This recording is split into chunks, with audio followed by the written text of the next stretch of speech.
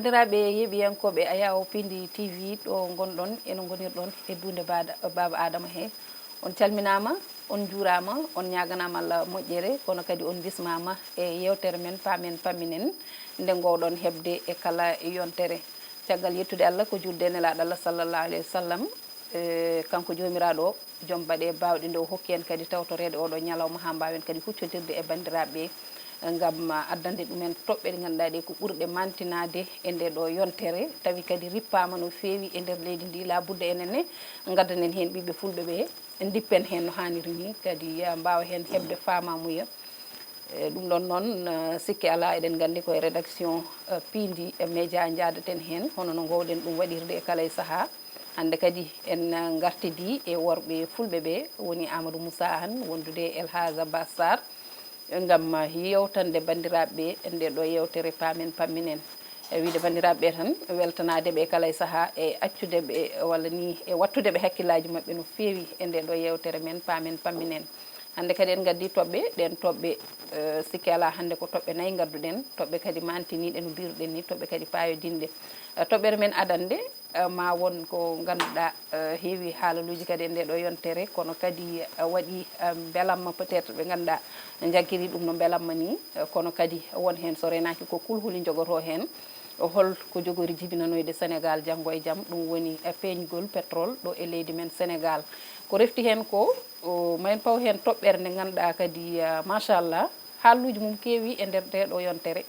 woni holɗum alhaali conférence mo Ousmane Sonko wanno toon to Grand Théâtre ɗum ɗon ko hakkude makko e sukaɓe landa Pastef caggal ɗum ma en paw hen toɓɓe ɗiɗi tawi toɓɓere wonde toɓɓere tataɓire nde wonata ko ɓen sukaɓe Sénégal naɓe ɓe ganduɗa kañumen nana ɓiili toon to Niger ɗum ɗon noon jeeyi sababu ɓe erini laamu ngu beele kay ina wawa walludeɓe noɓe gartiri ɗo e leydi men Sénégal kono kadi toɓɓere nde battidortoɗen nde wonata ko toɓɓere nde ganduɗa hande o koye actualité jeeya kala kalɗo actualité la budda kala hen mema hen hay seeɗa hayso seeɗa woni toɓɓere e julde taske nde eɗen gandi julde taske hikka machallah bandiraɓe wonno jiiri ɗum kono kadi gonka ka kadi enen wonno teskoriɗen ɗum ɗum noon ko ɗum woni toɓɓe men nayyi ɗe ganduɗa hande o en gaddi ɗumen ko adi foof calmodiren e Elhaja Bassar gorko mbo tulde Dimat a salminama gorko pullo mi salmitima Seydi Dia mi jarnima kadi mi ñaguima duwaw e rutade kadi noddude do dendagal yeeɓiyankoɓe men kalteɓe mbawi wonde nder dundu Baba Adama en calmini Amadou Moussa Anne mo denduɗen plateau kadi ko ñagade Allah subahanahu wa taala yo rokku en fartañ kala ko wawi yewtede wawa famede no hannirta nen Halima noon Elhaja Bassar caggal ɗum calmodirten koye gorko mo Hammadiya Hunare Amadou Moussa Anne aɗana moosa de ka beltiɗo julde nde nan ara ka jiɗi wadde anticipé tan min ko namdal tan ko namdal taw namdal haɗiyam salmindem ɗum ɓayno won par ce que sabu ko an joɗade ha ñalawma tawta bandum kadi tawene selli peut-être Allah machallah ɗum noon a salminama calmodira e bandiraɓe min a wawa jugde sa yiɗo e moƴƴi ma laaɓ ma wonde jugmami sallah jaaɓi salmitamama debbo mo jaare jammuli calmini yeeɓoɓeɓe ɗo goni eno goniri kala kadi eɗen mbaɗaɓe jurmo wuuri e nde julde taski eɗen jarlo eɗen jarli kinoɓe en tout cas eɗen jafno kinoɓe so tawi wonko kalɗen ɗo walla wonko mbaɗɗen ɗo ko ganduɗa hawrananiɓe walla en tooñi walla en tout cas en dendi tan en mbi wondene beele on an waɗi anticipé an waɗi anticipé on mo kalɗa joni o ko an waɗi ɗum saabu ɗum ɗo gaccanoɗa ha gara e waynade ɗum ɗon Amadou Moussa jehen e toɓɓe meɗen joni joni o saabu noon eɗen gandi hojomaji meɗen ko dottaɗi machallah hewani tawi kadi ko timaɗo ko koko foti haalede tawa kadi ko haalte hen ko ina yaaji no fewi Amadou Moussa Anne koye ma gaddortomi e oɗo pétrole mo ganduɗa feeñi e nder leydi men Sénégal toon toɓe mbiyata champ de Songomar tawi noon barigal gadanal ngal kam Sénégal fuɗɗima ɗum yiide ɗum ɗon noon woni machallah ko ganduɗa hewɓe ɓiɓɓe leydi ndi nana belka kono noon beele belkude nde ina foti wonde walla ala sikki ala won hen kam ɓe ganduɗa cikkat tan mata ko joni joni o tan pétrole yalti Sénégal waylo wayloji mbaɗat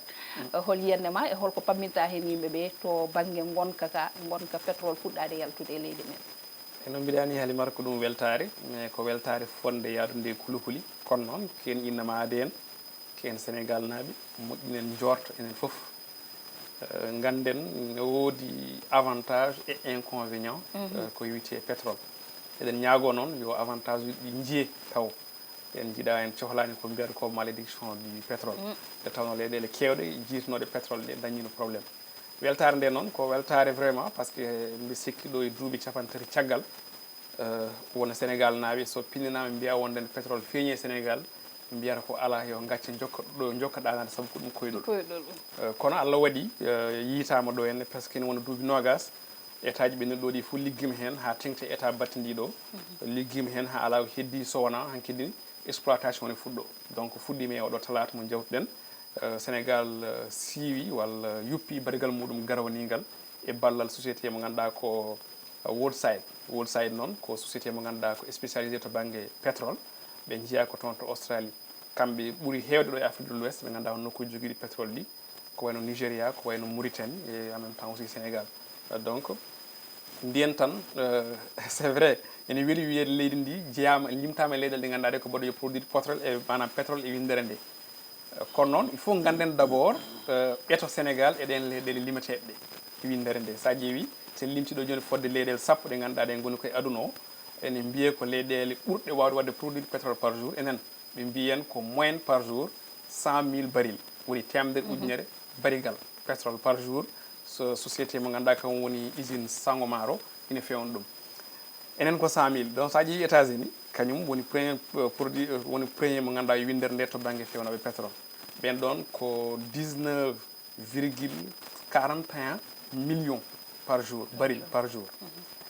on ɗon top rewi mabɓe ko Arabie Saoudite Russie woni 3e sa ƴeewi uddi on ɗon top 10 ko leydi witendi ko hono Kuwait noon kañum ko 2,94 millions par jour donc a faami 100 woni temedere ujunere e limtante presque million ngaji nogas par jour ne serti donc yimi wiɗɗo tan ko ene weeli ko kabaru belɗo vraiment ɗama o jotone joga ma ɓesguli ɗi ma wood ko ustini yimɓeɓe kono noon il faut duttoɗen kadi wiide Sénégal naɓe yo gusto heñare par ce que a haali guila barigal ngal ari premier baril o ari nan yimɓe nan belto nana mbiya o cikkata mata ko janggo cenen ɓe kadi ma guiw alors ko ɗum ɗon wona noon ko c'est à dire yarata ko jaam taw iskele gadano ko wadde test on ɗon pétrole d' ailleurs fuɗɗama test o ko heddi ko ɗo ha fin de l' année mbiɗa sikki ko nden fuɗɗoto yeeyede so yeeyama hankkadi noon woni société pewnuɗo d' ailleurs kañumen goni actionnaire uji mawɗi woni Woodside ɓen ɗon aussi enen jogui ko nawata hen ko heewi Sénégal ko jeeyi hen ko taw état o ko jeeyi hen ko taw ko seeɗa hay sinno tawi ɗen nan autorité kesɗini mbiya wondene ma mbaɗ ko wiyete ko renégociation de contrat ɗum noon ko haalango ko mboɗa andi kono noon ko hunde ganduɗa nde vraiment c'est un peu dangereux epaɗen koye Elage Abbas Sarr gorko mo tulde dimat Elage annene oɗo pétrole mo ganduɗa fuɗɗima feeñde e leydi men Sénégal ha en keeɓi hen baridgal meɗen gadanal sikala noon eɗen gandi haalaluji pétrole ne wayno leydi te ɗo hande Sénégal peut être sikkate ko wonde mataw hankkadi pétrole ari en malama en jetti Allah kono noon ne waɗi ko wiyete ko Amadou Moussa haali joni ko wiyete ko malédiction du pétrole ɗum ɗon noon heewi e leyɗele ɗe ganduɗa keeɓi ɗum caggal nde pétrole yalti tum men to enen ne hol peeje ɗe cikkuɗa ine poti daɗɗede guila e law haɗen caɗele mbasa heɓtade en ko wayno ha reeli en e ko nandi hen eyyi aɗa andi Halima d' abord ko weltade quand même wayno Sénégal na foof no beltiri ni sababude andude ko fottino pétrole c'est vrai ko ɗum jawdi sa welama mbiyata ko ɗum jawdi jinneji sababude waɗatma wiide ko ɗum jawdi jinneji en général heewi jogade ɗum tan ko heewi herrade ɗum tan ko ɓurɓe jogade walla ɓurɓe andu walla ɓurɓe hettude hen surtout yimɓe laamu ngu walla quelque chose comme ça mais ko jaggude tan pétrole o vraiment enen kam enen tijjino ko jalto par ce que hay laamu jaltu ngu hokkino ni hay comme par exemple happu mo ganduɗa ma pétrole waɗi les premiers bril ene gar donc fit ko enen tijjino ɗum e nder ko tijjano ko aussi enen gandi kadi laamu jaltu ngu aussi won ko waɗmo sécurisé ko heewi par ce que noddino état généraux mo ganduɗa hoorema yimɓe enen jooɗo enen jewtida e ko ganduɗa ngal ɗo dañal ko enen jeeyi ɗum ko ɗum dañal naturel certes mais ko enen fof poti ɗum rendude donc seno sanke walla seno ɗumine yo ɗum wawa rewde lawol donc min jinmi artude ɗon tan ko yiiɗi wiide c'est vrai enen en dañi chance ene wawi taw won leyɗele koko pintan tawi pétrole ne woodi donc aɗa andi sa fini a tawi hunde ne ɗumini ene wawi taw a wawata ɗum joganade pinal walla ɗumini enen en pini en tawi peut être leyɗele kewɗe kaaɓi en bitti bien avant donc hande so ari moƴƴi ko taw vraiment enen jogini ɗum un programme mo ganduɗa hoorema ina heedi yesso muɗum ni taw vraiment kala ko fate caɗele en walla ko fate ganduɗa hoorema jangge en jogori addande yimɓe piyande walla pindiral taw ɗum wasa yettade meɗen surtout aussi enen erang men fayi tan ke laamu ngu ɗum ganduɗa hoorema hande kañum ardi walla ko kañum ni halfi walla kañum huufi gonka on ɗon pétrole taw vraiment maɓe mbaɗ ɗum utilisé à bon escient noon sa nani ɗum woni taw moni fof ina wawi yiide hen hoore mum kala sénégal naji ɗo mbawɗa wonde e nder dundu baba adama fof taw aɗa foti wawde yiide hen hoorema no hannirta ni wasa wonde heedi heede wasa wonde ɗum ɗo kadi surtout sikkuɓe ndeno par ce que hande ko wayno pétrole en ko ɗum jawdi ndi ganduɗa hoorema ndi moni fof ene sohli ɗum hande donc ɗum ɗon rentinat ɗum tan ko timmude nde eɓe gona neɗɗo goto e mbasa eɓe gona neɗɗo goto ɓe mbasa surtout ko hunde nde weeɓani saabu eɗen gandi heewi leyɗele ɗe ganduɗa nde pétrole naati toon surtout dunde Afrique addi caɗele addi hareli addi boneji ne mbayno leydi kadi kamɓe ɓen ɓe ganduɗa kamɓe ni goni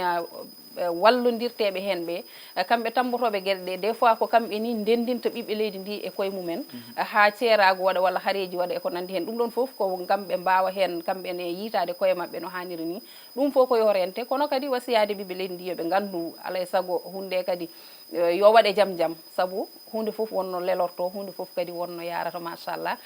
ko rewi hen ko toɓɓere men ɗimmere ko toɓɓere yowtinde e Ousmane Sonko horejo landa Pastef walla sen mbiyama sen belama mbiyen gardiɗo jagorɗe leydi Sénégal e hande oɗo saaha kanko noon o yuɓɓini no conférence makko ɗum ko hakkude makko e sukaɓe Pastef toon to Grand Théâtre wonno noon ko alet ɓennuɗo o kono noon ko hunde ganduɗa ha hande haaluluji muɗum nani e nder leydi ndi gasani taw yimɓeɓe nana kaala gulali luukali moni foof Amadou Moussa eno yiiri oɗo conférence mo Ousmane Sonko haali nde tawno o haali hen toɓɓe kewɗe kono kadi ina waɗi toɓɓe ɗe ganduɗa sa ƴeewi ko ponnoɗe rentede potano haalede surtout ko neɗɗo kalɗo o c'est vrai nam ko neɗɗo gownoɗo haalde gandiraɗo kadi e sifa kan ɗon haala kono eɗen cikkuno so tawi jomum ari e pouvoir par ce que ko landa makko ari pouvoir ko jungo makko ñaama woni e pouvoir c'est à dire ko kanko woni e pouvoir kadi ɗum fof e waade noon kanko woni actuel premier ministre no mbiɗani kanko ardi jagorɗe sinno ko nde wonno opposant nde tan so haali ɗo haaluji e mbirtoto ɓennen kono noon sa yimɓe ne kalda men plateau ɗi opposition société civile presse e woɓɓe fof ko par ce que haala kani diwti kerol en tant que tamɗo pouvoir ha mbiya elle Ousmane Sonko ko neɗɗo pelliɗɗo wonde e pouvoir kadi felliti wonde opposition mi anda so tawi aɗa faami haala makko kay mbiyata ma mbiya ni o wonani e pouvoir koye opposition o woni neɗɗo dariɗo o ko kañum woni premier ministre ko junmum ñaamo o woni présidence mais kadi ko neɗɗo dariɗo ɗo ene ɓurni wutti opposant en même temps min ko noon jiirumi par ce que woni ɗum so tawi a jooɗima en tant que premier ministre a waɗi organisé des conférences mo walla conférence mo ganduɗa ko sukaɓe landema nodduɗa esplanade mo ganduɗa ko grande manam ko grand théâtre jopoɗa presse jopoɗa magistrat e woni des juges jopoɗa kadi aussi opposition ɗum kam hawnaki par ce que jopoɗa aussi dossier ɗi ganduɗa jopoɗa ni hay ko ganduɗa ene waɗa ko wiyete ko amnesty gartita ɗum kadi aussi e tabal ene wawi jangguirde ɗum gueɗe ɗiɗi ko Ousmane Sonko mo waɗani digéré élimination muɗum e élection ngaji présidentiel jewtuɗi ɗo ɗi ko kañum woni haalde no wukkire metti muɗum ha joni elle nde wonno e kaso nde ko wayri haalde ko jooɗi o haalani ko omo yiiɗi yaltinde ɗum e lawol gotol aɗa wawi jangguirde ɗum noon to banggue goɗɗo aussi aɗa wawi jangguirdemo ko neɗɗo ngadɗo kaɓeteɗo mo yafotako aɗa wawi jangguirde ɗin kala fannu mo ƴettuɗa to banggue mo giruɗa ene wawi wonde Ousmane Sonko mo jiiɗen eko nanɗen eko haalɗi ɗo balɗe ko surtout jopade vraiment magistrat ji te ko an woni pouvoir jofade presse te ko an woni pouvoir te hanki woɗɗani wona yankini nano subaka ka darinoɗo aɗa nanggorano presse ka darinoɗo aɗa nanggorano woni yimɓe hande sa ruttima a wencirima e ɓen ɗon vraiment ko hunde ganduɗa nde ko konngudi ɗi jaadani eko jomum woni ko moƴƴuno noon ko so tawi neɗɗo ari pouvoir wooda ko deƴƴi wooda ko renti wooda ko wiyani kono noon mataw mbiren ko malheureusement pour le Sénégal en jii premier ministre mo ganduɗa ha joni ko baɗɗo décidé wonde pouvoir en même temps kadi aussi on waɗa opposé aussi en même temps o waɗa opposé hoore makko o waɗa opposé hoore makko merci voilà ko ɗum woni ɗum ɗon Amadou Moussa Anne ande yiyande ma famama kono kadi machallah ko wiide tan min kam mbiyango Ousmane Sonko e oɗo saaha hunde ne hawni des fois mbiyata ko so yiiɗi haalde ni des fois o ittat o ɓortat wutte premier ministre o ƴetta wutte hoorejo landa par ce que o joƴina ɗon ko joni ɗum pamɗa noon haala so darima ɗon noon so tawi o yiiɗi haalde gueɗe état e fonctionnement d' état o ɓonto ko wutte premier ministre mais so yiiɗi yande e winno e régime mi wiyani régime Bassirou Diomaye Faye walla certaines ministères par ce que ɗum kam amnaki taw mais so tawi a ñingui presse a wayi sawru gumɗo a ñingui magistrat ji ñingɗa ko état ñingɗa ko fonctionnement d' état wadde ko nden o ɓortata wutte premier ministre o ɓorno wutte o ɓorno wutte chef de Pastef o ko hunde ganduɗa ko teskuya mo hewɓe mbaɗi nde tawno des fois wonete haalde ma e mbiyani ma taw kanko koye opposition he o jeeya kay pouvoir ɗum ɗon noon wonni toñoɓe ne mbiya mataw ha hande o yejjiti wonde koye laamu ngu o woni o natti wonde opposition ɗum ɗon noon ko hunde hawnide Elisabeth Sarr an holno jangguirɗa oɗo conférence mo Ousmane Sonko e haaluɗi ɗi haali hen ɗi surtout presse o kono kadi surtout min toɓɓere wonde ñande mi haalino ɗum ɗo e yewtere woni toɓɓere nde ganduɗa nde wiidemo wonde hande o on jagorɗo tan mbiɗo ñawoje tan mbiɗo lawol leydi ndi won dossier mo ganduɗa namdimo ha gayni nde o fuɗɗi wiide ɗum yo wat golle muɗum woni nanggugol on ɓiɗɗo Pastef walla goto e sukaɓe Pastef sababude yande ɗum e magistrat ji ma o wi ɗum yo wat golle muɗum nde fuɗɗi yaade jaggi oɗon suka wadde firti ko mataw so tawi o wino on hoto jaggu ngel on suka jaggetake no jiiruɗa ɗum ha hande beele ko dogueteno ko walla ko wiyeteno ko ha hande e nguya laamu ha hande nanɗo kono kadi ko faati e banggue justice o kadi beele jeytare justice o ene woni ko ganduɗa eɗen keeɓi ɗum Halima a jarama aɗa andi ñandena bisiki pammen ɓennuɗo mbeɗo joguino kulhuli wonde beela ñawoɓe men ɓe beela vraiment que erangue ɓe erino pour yo ñawore men nde vraiment wawa rewnede lawol beela ɗum ɗon famama walla famaka beela wona kadi hande ɓe jogori ko ruttade ɗum wonno ɗo hanki walla ɗo cikkuno ɗo ko ɗon wonno hanki woni ñawoɓe men walla justice meɗen leldi ko sawde donc ɗum ɗon kadi ko kanko waɗi ɗum confirmé par ce que waɗi ɗum confirmé wonde huccidde population mum fof walla huccidde Sénégal fof mbiya wonde mi wi joguiɗo ñawoje leydi Sénégal woni hoorejo o min wi e wonde yo wat tel dossier o ɗumen ɗum aɗani ɗum ɗon ko famɗin déjà neɗɗo par ce que so wonani ɗum wonko ganduɗa hoorema ene deƴƴo wonko ganduɗa hoorema ina foti wawde deƴƴade kono ay ɗum noon ɗum holko addanta haaloɓe pulaar mbiyata ko sahaji a yahata ndewa haalde ha ɓooya ɗe mbatta wiide wonde mata wona haali kaari min haali kaari mi firta ɗum ɓeema ɗum ɗon moƴƴani kilifa ay ɗum ɗon moƴƴani kilifa ɗum ɗon déjà moƴƴani kilifa par ce que déjà kanko sa yi hande no yanirni e jaydiyankoɓe a fami te kanko hande rokkimo hande ndeɗo darde ko jaydiyankoɓe naam jaydiyankoɓe ene wawi taw peut être won hen par ce que wonen waɗa dévoilé wonen wiyaɓe wonde ko kanko buñanno ɗumen mais kanko ndo otto ndi kono ndo ernde o holliti carrément wonde kanko aninde kala jaydiyanke kalɗo ɗo ko gandanma rewani lawol ko sawru mabɓe tan ɓe jogui maɓe piiɗ ɗum ha forto ɓe pijani hen ɓe jalani hen donc ɗum ɗon firti que kanko Ousmane min de so Allah ko hewɓe kaali ko mbi e wonde yen ƴewta premier ministre men o yen ƴewta gardiɗo jagorɗe men o par ce que sa addi par ce c'est vrai ndo ande to e grand théâtre ɓurno ko wutti président Pastef kono ittani kala ko ganduɗa ɗo hoorema hande laamu ngu ene wonno e heble muɗum a faami pour ɗo ha 2050 kanko waɗi ɗum dévoilé o haalani yimɓe est ce que est ce que ɗum ɗon ene jojjuno e on ɗon ñalawma mais kanko addi ɗum toon fitti ko ha hande omo manki ɓendude Ousmane Sonko premier jaggimi ha hande omo manki ɓendude o soit ɓendude à 100% to wonde homme d'état way wonde homme d'état par ce que wonde homme d'état aɗa andi wonde homme d'état weeɓani ñande foof mbiɗa hewno haali ɗum ɗoyti mbiɗa wima aɗa andi wonko gandata sa haali ɗum fusata wona ko ganduɗa fof kaala mais so tawi an kala ko ganduɗa so tawi yimɓe keedi yeeso ma darima yeeso ma kucci yeeso ma keewi tan mbiya e wonde hande ko weeli ko wayni kadi haalani mi haala ko jiɗimi haalde ɓaawo jangde walla ko jogori adde ɓaawo jangde ɗum aussi ko haala ni wonno hewrata kadi so renaki tan ani hoore ma yimɓe ɓe jawotoma kono kadi haaluji makko ɗi eɗen gandi addi haaluji kewɗi hay ɓen lundiɓe ɓe ganduɗa nana deƴƴuno deƴƴere mumen jalti kaali sababude wiide wonde ɗum ɗo wona jojjande wona ɗum yimɓe paadi e makko wonko ɓuuri jojjude goɗɗum ko wona ɗum ɗo ɓennen e toɓɓere men tataɓere nde ko alhaali ɓe ɗanniyankoɓe ɓiɓɓe leydi Sénégal tawi ina jeeya e ɓen nan toon to Niger ine ɓili toon e ladde tuula heela hande o ɓe mbaɗi erango Amadou Moussa faade e laamu leydi Sénégal yo mbat feere balla ɓe ka ɗon gonka yo holko pamɗa hen sikki ɗi dumunnaji foof eɓe kaala goto foof no wawiri sa ƴeewi e télévision ngaji ɗi e réseaux sociaux e radio ji leydi ndi kadi wona Sénégal naaɓe tan sous région presque Gambinaɓe ne hen Guiné naɓe Mali naɓe hay Côte d'Ivoire naɓe ne foti hen wonde donc hay enen ɗo e nder télévision won neɗɗo goto ne waɗana hen commentaire vraiment ina namdo ina eero ballal surtout ɓe joopi ko chef de l'état tampere mawde inana aɓe gondi hen jimmi wiide kadi ene wawi so tawi ɓe paabaka walla ɓe ballaka ne wawi ɓuura ɗo ene bonde saabu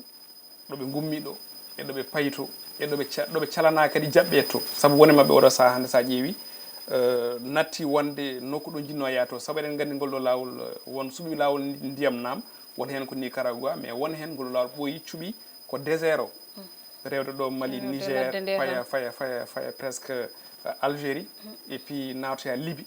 pour yidde yaade Europe surtout ko wayno Italie ko nandi hen te eɗen gandi leyɗele kalɗen ɗeɗo foof ko ɗum tracé mo ganduɗa o ko ɗum no mbiyata ko ɗum descente à l'enfer saabu oɗo désert mo ndewata déjà nguleki jaram ko probléme ñamde ko probléme so jomum yettoyima kadi hay toon to destination taw woni Libye ko probléme par ce que gandi Libye woni koye conflit te hen saaha jomumen jagguirte toon ko jiyaɓe ene liggine joɓetaki ñammintaki jiyantaki te ko ɓuuren ko muusa jomumen so jettima kadi ko joguino ko fof heɓtere ha laaɓa ceer en keeɓino hen yimɓe ɓe ganduɗa ɓe ko wuurɓe ɗum ndewni ɗum ɗo men ɗo ene kalana en no guurdi toon gonka mumen toon no wayi won hen nanguete ko en otage famille mumen ga nodde wiye neldu ha sabba naggam o min gaccamo so to jomum nangaɗo jiiya e téléphone e famille mumen nana jomum ne wulla ene fiye hen sahaji ne masse courant walla ne fiye kelle paɗe firlaji taw ko won hen jaggi ɗumen donc ko gurdam cattuɗam te alors ko jomin gummirno ga henna ko ƴeewoyde gurdam belɗam Allah waɗi noon keɓani ɗum tampere lawol ngol yettade ɗon pour en attendant ruttade yaade toon to Europe kadi ko probléme donc so jomumen jeehi noon ha gullitima fewde laamu ngu hade laamu ƴewdi wiide ñaw walla aɓe kandi hen yo waat fodde mum ha gasa ko probléme noon Afrique e ko probléme Sénégal woni toppitade walla woƴede goƴaji mi andata hono mbiremi ɗum goƴaji wuurɓe caggal leydi wonɓe caɗele ɓe surtout hen sahaji ɓe mbiyatma nana certaine yimɓe wonɓe état ɓe ne mbiya wonde nde ɓe jahata nde ɓe tintinani hay goto woni ɓe ndewani voie normal kono eɗen gandi hande rewde voie normal ko probléme wonko neɗɗo no waɗa ko wasa jogade choix mi yi joni ko ɓwani ko chiffre goto en Afrique global sa ƴeewi e 2023 mayɗo ɗo fodde 704 000 demandeurs de visa Schengen ne waɗa rejeté te jomum ne mbasi hen fodde 53 milliards de manam kalis euro ƴeewi ɗum ɗon ko ɓuri ko tolni ko manam ko ɓuri 700 000 temedde jeeɗiɗi ujunere neɗɗo ɗum ɗo demande waɗama visa Schengen ne waɗa rejeté donc noon a waɗi goho a waɗi ɗiɗi mba jiya neɗɗo wima wonde mi waɗi mi tanti fodde laabi 4 mbaɗa waɗe rejeté so jomum wiyama hande lawol nane feeñi Niger nane feeñi Mali nane feeñi Nicaragua nane feeñi Libye alay soko ala choix yahat donc noon hade laamu ngu wiide ñaw walla ɓe kandi hen yo toppire ko ɗum probléme Afrique noon mbinoni pour mi jokkita saabu laamuji Afrique kewani manam woni kewani faabade ɓe bandiraɓe mumen guurto caggal leydi au contraire Europe malla Américain kañumen so tawi hayso neɗɗo men goto dañi probléme e leydi ɓe mbaɗata déplacé ko ministre walla chargé de l' affaire étrangère walla ɓe mbaɗa convoqué walla mbiyan ɓe jokkodiri ambassadeur gonɗo ga no yo losku yo waɗ pression e état o ha ande probléme neɗɗo heeɓi ga o soit koko gaña koko wujjana koko wara koko yana kalis mum koko hefta ma laamu maɓɓe daron ɗum donc Afrique ne wawi wadde ɗum yoɓe change peeje ɓe change no miijortoni ɓe ganda wonɓe caggal leydi ɓe koye ɓiɓɓe leydi ndi jeeya koye ɓiɓɓe leydi ndi jeeya ko noon en tout cas ko rogere nde ngannduɗaa loowama ko ɓooyi kono ronkanama yo ɗiggu sabu to banggueji ɗiɗɗi fof kam mbiyeten to banggue laamu ngu to banggue ɓen sukaɓe ummotoɓe ɗo ɓe ne ɗanno hunde nde fof haalama hirdinoji mbaɗama fof koko ronka yo ɗiggu Elhadj Abbas Sarr laamu ngu des fois caɗele ɗe gona e mumen kono kadi ɓe sukaɓe yahoɓe kañumen ne caɗele ɗe gona e mumen kono so tolnima ɗo beele peeje potani daɗɗede tan ha jomum en gara ha jetto nde ko réglete ko réglé walla kadi beele hirdinoji kadi potani wadde certes ni ne waɗa kono so tawi waɗama wattama peeje ɗe mbayle jaɓɓal gongal waɗe yimɓe ƴeewa mbete ma ɗum iw walla ala eyyi aɗa andi Afrique woni mbo parani quoi Halima Afrique hoore mum woni mbo parani par ce que Afrique souvent waɗatama wiide Afrique parani woni ko Afrique ronki marde ko jogui ko e ngaalu déjà ngaalu humaine ngu rek ngaalu manam yimɓe jogui ko e hattane yimɓe hande wiyete ko Afrique jogui ko une population jeune te kadi ko heewi ko gandatama politique mabɓe sundu hande état ji eɓe jogui noon politique labtuɗo ceer a faami surtout ko fate tan dañal en hande enen gandi dañal men ɓurgal ɗumen ko enen jogui ndiyam enen jogui leydi enen jogui nangue enen jogui fof tawta ɗum ke taw ɗum e nder Afrique mais ɗum ɗon eɓe donc waɗa ɗum exploité de telle sorte ka mbawa nanngude ɓesgol men an ɗum ko caɗele déjà bon caɗele goɗɗe woni comme par exemple hande sukaɓe yaaɓe ha manam ɓesgu ma comme par exemple hande sukaɓe Sénégal naaɓe jaaha ha ɓilloyo e nokku mo ganduɗa ma ko caɗele kala keɓe mbawno nanngude walla kala ko wawno wonde état no fonno wawde ƴettude d'urgence comme par exemple ministre chargé des affaires étrangères toppito ɓen ɗon sukaɓe ko ɓuuri yawde yaccade loggirta ɗumen toon artira ɗumen hayso tawi artira ɗumen ha yetto waɗa ɗumen punir min je suis pour quand même jomumen goppe toon par ce que anda holɗin condition ngaji ɓe gaccira toon mais pinir tek neɗɗo ma c'est à dire pinir jarani nde tawno ɗanndugal ne jeeya convention international FIFA ɗo donc neɗɗo o kañum waɗat sentini ɓiɗi ɗi yaade mimi yaha heddi noon ko hol condition mo jaaruɗa ɗon noon hankadi ɗon yowiti koye neɗɗo joni en kaali chiffre o an Halimata par exemple kalne mbaɗɗa déposé visa ko famɗi foof aɗa dépense o ko ɓuuri presque 250 000 francs CFA caɗele mawɗe a dépose aɗa ko yo waɗa aboutir donc so tawi a dañi lawol ne waɗe yimɓe ne jahata yi kureji ma bandiraɓe ma sehilaɓe ma ne jaha wona jetto forcément a jogoto vraiment a jogoto cuusal yaade donc aɗa ɗon noon so tawi comme par exemple an a dañi cuusal yaade c'est à dire que min ɗon jiɗi waɗi kam wi tan état o artiraɓe hayso tawi waɗa punir c'est à dire que ko punition wonata ko stratégie holkomin pota wawde waɗande ɓeɗo walla hol conviction momin poti wawde wadde koye ɓeɗo ha mbawa joɗade a faami mbawa dañde par ce que mun foof en andi hande ayan comme par exemple jonjoni enen kalno haala baril pétrole aji nen jalta mais hol espoir hol garantie moɓe jogni sukaɓe yo mbawa joɗade ha jogo ɗamoyo ɗum ɗon hay garantie goto e mbaɗani sur la table aɗani moƴƴata ko hunde jawtana ɗum yimɓeɓe kalda e men kadi waɗa maale ɗum ɗo de keɓe kala ko ɗo en joga jorta peut être ɗo e temps en foti happa naggam en foti wawde moƴƴude mais haydara ala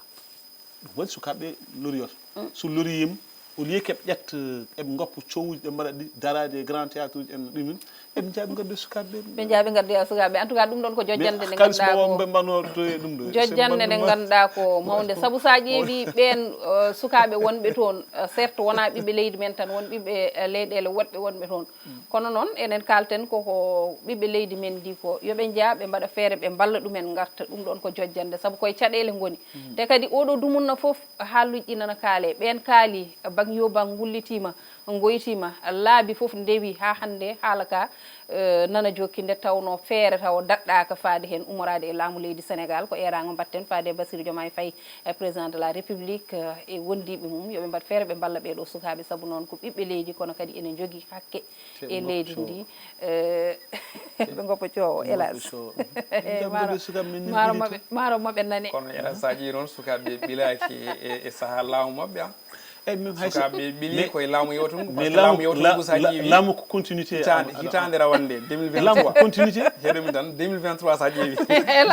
guilnami roccimade wadde déroulé par ce que nde tawno ko kalten ko nane foof min ma jaari yiyande woni ko Ousmane Sonko haalanno ko enen jaari yiyande kono noon mi andinma gueɗel gotel noon hande sa ƴeewi duuɓi ɓennuɗo ɗo en ɗi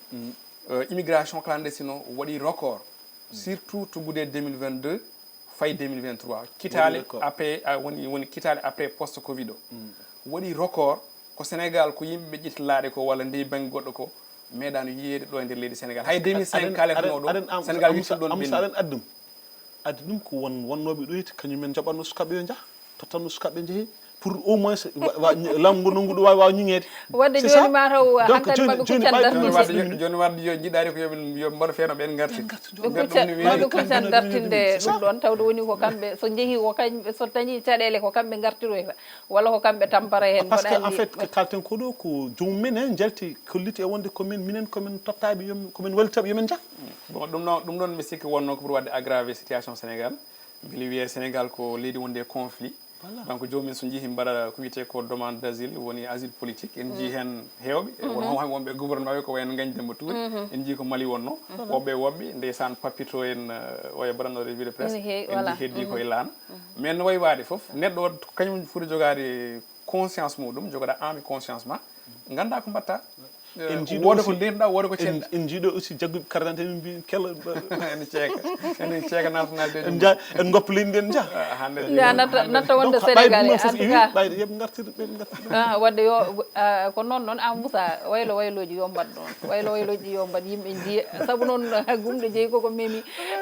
toɓɓere men wattindinde hojomaji meɗen dogui no fewi toɓɓere men wattindinde ko gonka wonaka ka woni julde taske 2024 noon halluji ɗi ina kewi caɗele ɗe ine kewi goytali ɗi kewi hélas kam mboɗo andi so are muɗum ma won kadi banggue mo yaari Amadou Moussa nde ɗo julde taske hikka parent ji ɗi ɓe mbi ko wonde kalis o circulani kadi caɗele eɗen gandi julde taske jawɗi eko nandi hen foof nana fawe e jignaɓe ɓe e joom galleji en kono de leydi ɓe mbi ko kalis o yahani kalis o circulani yimɓe ne kewi caɗele aɗa jeeya hen nde ɗo toɓɓere aɗa jeeya hen namdal ngal taw mi jabti nde ɗo toɓɓere ko toɓɓere ɗeto fof ko mawɗe kono nde ko toɓɓere mawɗe Halimata e Abbas par ce que aɗa andi ko waɗi mboɗo teski noon ko ɓammi ko darde télévision ngaji heɗade radio ji e min hooram joɗade plateau ji mbiɗa teski kala hitande bojji Sénégal naɓe ene ɓuura hewde e bojji rawane ɗe donc firti ko situation ne ngabba caɗele ɗe ne ngabba somi teskima ni rawane yimɓe ne mbiyanno ko même haala haalerno yerno julde hikka nde de ene muusa e ganduɗa no mbatten ewa ndeɗo ari kadi joni jawɗi ne ceeri kalis ala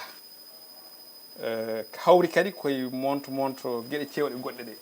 coom cimom gueɗe mum e fannuji foof ko réalité sénégalaise sen pammini tan mbiɗa sikkima bandiraɓe e paam Halimata hay jeeyowo caafe nder jeere so juldari montinat walla usta jungo c' est à dire so tawi o montinade kaɓɓel ngel o yiyanno bu sappo ngel tan ustat woni ɗum ɗo keweri volume caafo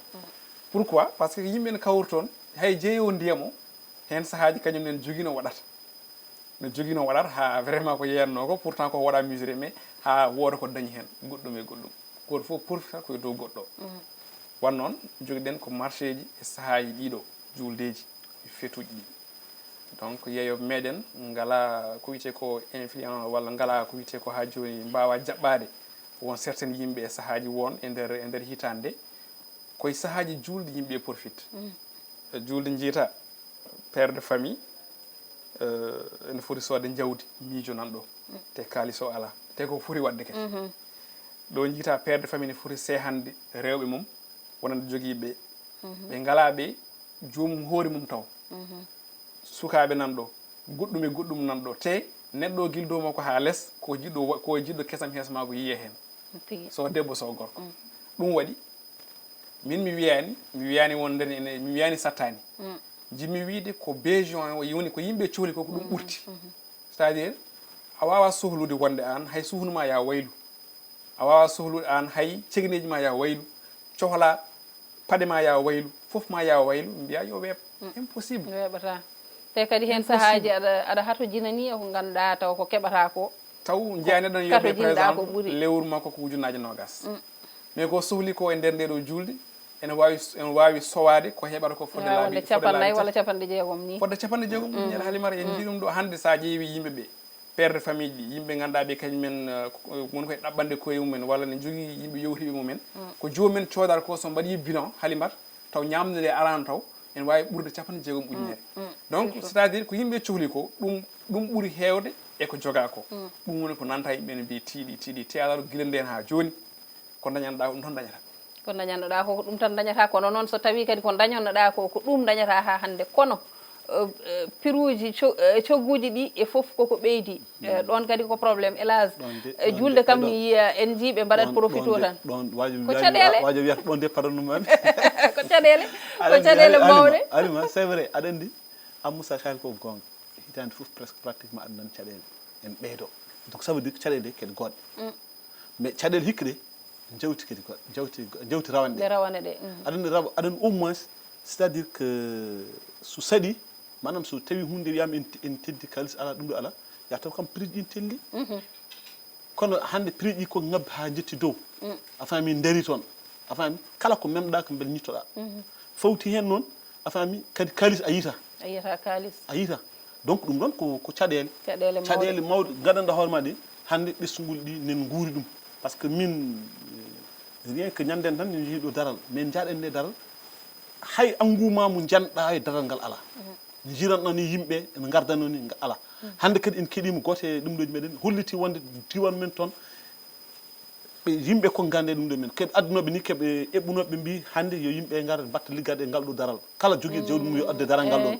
kono ɓe gaddi ha hay goto aren finalement ɓe battini yimɓe battini soggude ɗum ɗo men en nawa jawdi men en nanne nder guure ɗe pour au moins mbawa dañde hen hunde ko mbawa nawtude te taw an ko hen jowtiɗa hen jowtinoɗa donc so kalis ala julde nde probléme fof ko kalis woni ko ala e kalis ala aɗa andi nafanno ko so tawi jeeyguuli ɗi par exemple jeeyguuji ɗi ɓeydima nafanno ko salaire uji yimɓe ɗi ɓeydo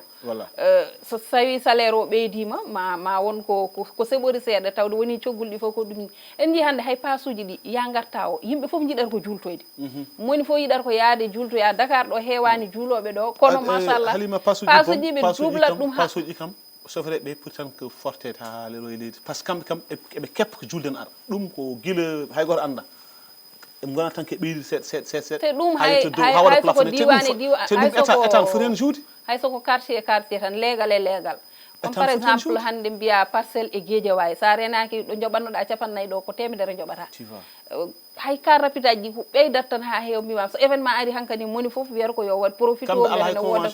te ɗum kadi koko foti ƴewtede to banggue laamu to banggue yimɓeɓe des fois jiiya yimɓeɓe ne dukanine mbiya yimɓeɓe koye mumen ko kañumen gaccediɓe hen ko kañumen beela ɗum saabu hande woni probléme o oto daroto hande enen foof poten yaade min mi salo an jaɓa Amadou Moussa jaɓa ayi ɗum ɗon ko caɗele so tawi woni joni aɗa wawi artu tan ko mbimami ko yimɓe cohli ko ɓuuri hewde doole e ko dañata ko ayi hande hiya e garosuji ɗi hande c'est vrai kam hankkadin seɓɓitima ha laaɓi par ce que samedi woni ɗo janggo tan ni woni juuloɓe janggo e ɓawa janggo woni julde nde Sénégal de commission wi nde so tawi e ƴiwi gasuji ɗi koko mbi teb keɓede yimɓeɓe wawi otoji ɗi ñanden won nan wona joni hedde balɗe 5 min noddi garage goto mo ganduɗa ko société nationale sénégalaise to banggue transport woni Sénégal Dem Dikk pour wadde réservé billet fewde to men mais o wi kam ko ñannoddu mom nde ko altine ɓennuɗo o wi garage uji ɗi départ uji fof keewi nana wona joni 2 semaines jonti ɗiɗi ɗo joni ɓe ƴettata hay goto ko yimɓe wawɓe réservé ɓe ko ɓe garata ne jaaha te oto jaara fof kadi ko arsata hen nawa oto jaara fof ko arsata hen nawa on ko société nationale mais woɓɓe ganduɗa fino suba tan mbaɗa transport mumen ɓen mbayi leydi hande gaz uji wona tan bon marché jimmi wiide ko ɗum réalité sénégalais pasuji ɗi yo jawɗi ɗi yo ko élage wi ɗo henna ko yimɓeɓe codat sénégalais kañum won dernier minute kalis ala hande gonga kalis ala hande walla heewani kono hay hanki kalis ala ayno wano hankini ha joni ko ɗon te jonkadi ko noon wayata ɗum mbimi ɗo de aussi ɗonne ko probléme de Am Moussa saabu sa ƴeewi hande cogguli ɗi noɗi ɓeydorini wona yimɓe ɓe ganduɗa ko joɓetano hanke hiccanke ha hande ko ɗum joɓete ko keɓatno ha hande ko ɗum keɓata ɗon ko probléme so tawi woni ko codanoɗa bus sappo hande o ko 50 cotta ɗum te an ko keɓatnoɗa hanki ko nde codata ɗum bus sappo nde hande o aussi ko ɗum keɓata ɗon kadi ko caɗele mawɗe ay hunde ɓeydake salaire te cogguli ɓeydima hewɓe ko ɗum goyata hankkadi hojomaji men gasi ha laaɓi toɓɓe meɗen machallah en dippi hen no hanniri ni Amadou Moussa an wadde bandiraɓe julmo wuuri hen jeyete kono kadi konngol ma battinnigol ko adi foof ko yettudema yettude Elhadj Abbas Sarr yettude technicien ji meɗen kala e mbadi kuuɓal e wadde ɓe d' abord julmo wuuri hakkude wondiɓe kamɓe so gondi ina wawi porgondira walla perondira eɗen mbiya so tawi ɗum woodi yoɓe jarlo en ɓe jaafo en enen to banggue men en jarli men jaafima so woodi heddiɓe ko yeeɓoɓe en ene keɗo en ene gacci e meɗen hakkille ene batti e men hakkille ene batte men hakkille en goosi hankadi ko ñande fof ene batti e men hakkille ñande fof mbaɗeɗen ñande fof caate ɗen ene batti e men hakkille ene batti hakkille ko mbatten ko ene keppa kadi ko garaten ene jeeɓa ene keɗo eɗen mbiyaɓe so en kaali ɗo hen ko ganduɗa ene dillina ɓernde joomum ene mettina ɓernde joomum yo yarlo en yaafo wona ɗum woni fandare nde neɗɗo timmani ko en yimɓe tan ko pamɗen ko ko ɗum garɗen famminde noon mbiɗen ñanden ni hasaɗa hande o so ɓenni kihiɗe ɗo joni kii tan en duttoto kadi aussi e ƴewde ɗum ɗo joljole ɗe dimanche ko noon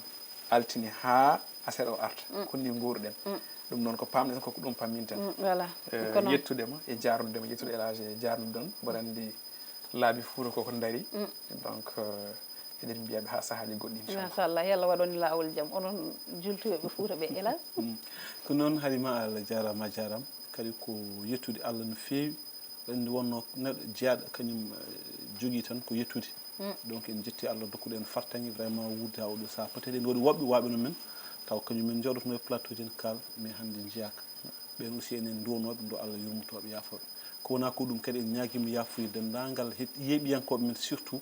ɗe mbawi wonde e nder dundu Baba Adama o kala en mbiyaɓe yooɓe jarlo en ɓe jaafo en duwonno haala weeɓani haala kala ko jiiɗa aduna ko haala ɓuuri sattude ha tengti noon e haala joɗɗa e micro aɗa haala ɗum kam ɓuuri sattude nde wonno sa haali tan yeehi Allah andi ko keɗotoɗo holno jogori ɗum waɗirde consommé manam hono jogori ɗum yiide yiirude donc no yiiri ɗum foof ko ɗum woni ko ganduɗa hoorema wawi foti wawde wadde gam taw an wona ɗum ɗon ni wonno yanima walla wonno annima hen quoi eyyi ɗum noon noon enen ñagoɓe yafuya so tawi hen ko woni caggal majjum ko onen ɗiɗo mbiɗa ñago yafuya saabu haqqe gondigal vraiment no wayi sattude e musde e kadi muñande neɗɗo vraiment ñago yon jarlomi jaafu ɗon kam to banggam mi yarli mi yafi même que gallo foof quoi élage wonko jinnomi namdade waaji o kono komi jejjiɗo ñande na waɗino ɗo erango walla ko hirjino aset hande o e arafa ɗo anamdema mbere omo hoori yeey ko anamdema mbere ko korɗo ɗo woni ɗo wona sayi korɗo sayi korɗo tan tan kadi bon hay an mi sikka korɗo élage aɗa andi an hen sahaji min mi namdotoma faade Ama Moussa mbayata kono kulɗo ɗum des fois menda ko directeur yagal ngal kormiɗa mi anda ko aɗa andi joni comme par exemple min joni bon o wiyani kam ko korɗo certes mais joni noon anne ko wi ko mbere somi yi ko orɗo mbaɗa mbeɗen jaggi tan ko ɓayde mi yiyano mi ñam mi yiyano yara élage a faali ɗon ɗemgal ɗum noon Allah jarama on jarama élage Abbas Sarr wondude Amadou Moussa Anne denɗiraɓam ko mbiyatmi ko hen sahaji mais compagnon de guerre machallah on beltanama no fewi kono kadi oɗon jarlo ononne oɗon jaafo ko adi foof oɗon jarlo oɗon jaafo oɗon dacca hakke yallah hokku en tawtorede oɗo saaha mo wuuri tawa kadi machallah hunde nde ne taw pétrole o yaaji wona taw pétrole o heewi hankadi taw hankadi en nokki ha heewi voilà ɗum ɗon ñagotoɗen Allah tawa kadi nawonde ɓuural e cellal duumingal en jetti bandiraɓe ɓe en mbiɓe kadi kamɓene ɓe jarlo eɓe jaafo eɗen ñagonoɓe Allah yo Allah hokku en tawtorede oɗo saaha mo wuuri yewtere meɗen en gardi hen ha ɗo kala hen ko feewi gandon machallah koto jomiraɗo ko weñi hen koto amen kono noon gandon wona ɗum woni fandare nde ko kala komin gaddi ɗo hennene yo won ko welata on naata e haqqillaji moɗon kono kadi deeƴa e ɓerɗe mon Allah jarama on jarama e wattude on hakkillaji moɗon no fewi e yewtere men pamen pamminen kono kadi e jewte Pindi TV en jetti Djiby Dieng to banggue caméra e montage Allah jarama on jarama ha aset paaɗo so hawri e welede Allah ɗo e nden enen kala yo en gone jaam